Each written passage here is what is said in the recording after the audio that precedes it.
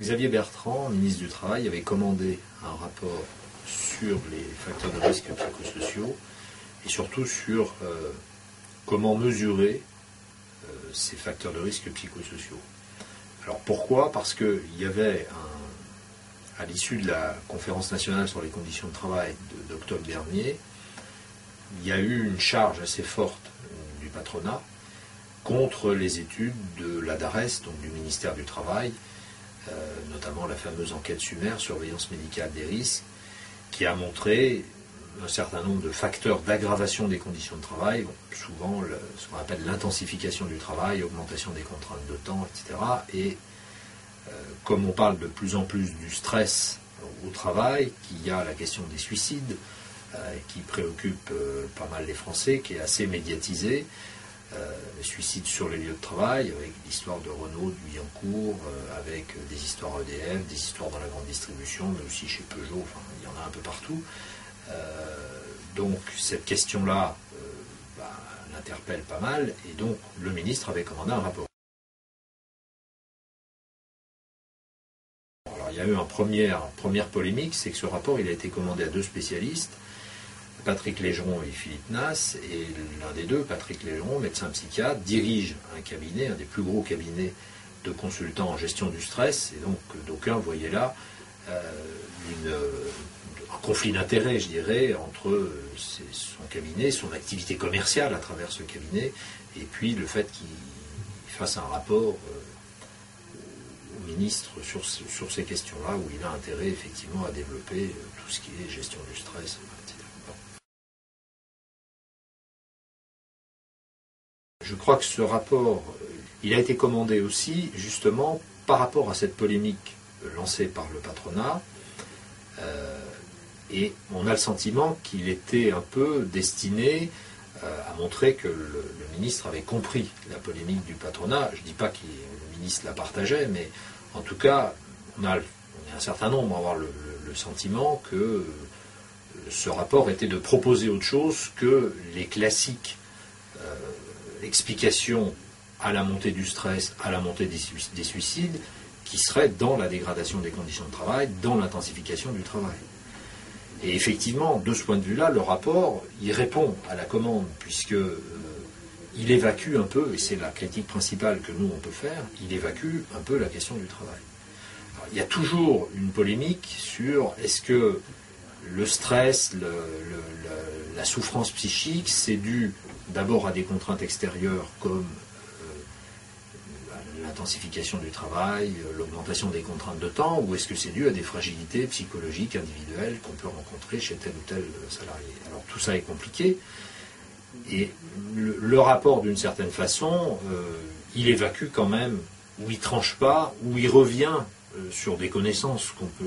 considérer comme maintenant bien établies,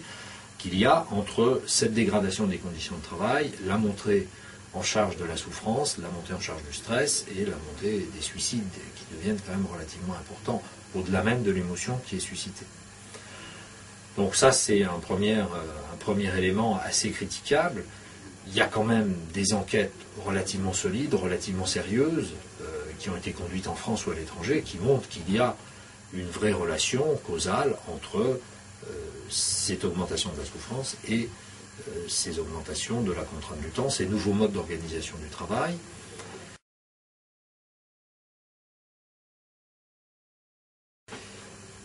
Alors,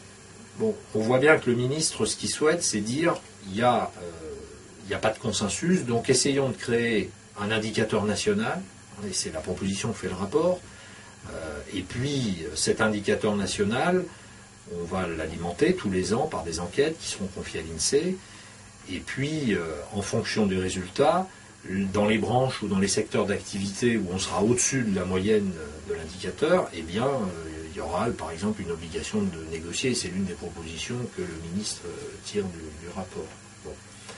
Alors, le fait qu'il y ait un indicateur national, en soi, c'est pas forcément une mauvaise chose. Les spécialistes, les statisticiens commencent à dire que ça va être très difficile, de toute façon, à créer cet indicateur qui serait à mi-chemin entre des connaissances ergonomiques, disons, donc, issues d'enquêtes sur les conditions de travail, et puis des connaissances plus médicales et plus personnelles, plus individuelles. Bon, il faudra voir ce que disent exactement les statisticiens dans les semaines ou dans les mois qui viennent là-dessus. Mais c'est vrai que ça paraît un peu compliqué de ne pas vouloir trancher, donc de rassembler les deux. Je ne suis pas sûr qu'on arrive à quelque chose de satisfaisant.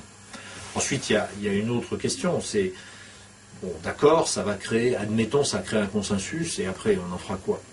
La question, c'est que dans les entreprises, pour régler le problème du stress, c'est pas à coup d'indicateurs qu'on va y arriver. C'est pas ça qui va permettre de comprendre pourquoi il y a des gens qui souffrent au travail, et pourquoi, dans des mêmes conditions, il y en a qui ne souffrent pas. Et il n'y a pas que des questions de susceptibilité individuelle, c'est bien ça qui est compliqué. Et on est un certain nombre à penser, notamment de ce qu'on appelle les cliniciens du travail, pensent que c'est à travers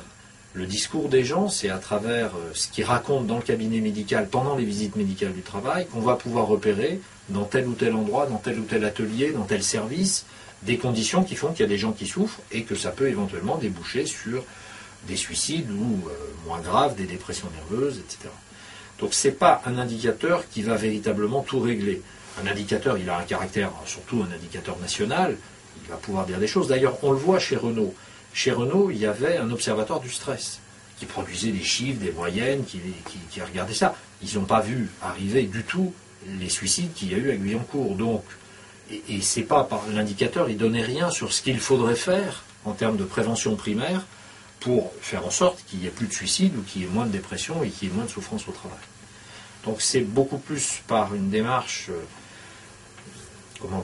non pas basée sur des chiffres ou sur des indicateurs, mais d'écoute compréhensive des salariés qu'on va pouvoir essayer de percevoir qu'est-ce qui, dans les conditions de travail, pose problème et qu'il faut changer. Et ça, là-dessus, de toute façon, c'est pas dans le consensus que ça va se passer, c'est dans le débat. C'est plus une question de débat social où chacun défend ses idées, défend son point de vue, qu'on arrivera par la confrontation à essayer de faire évoluer les choses. Imaginez que c'est sur le consensus, je pense que c'est pas sérieux.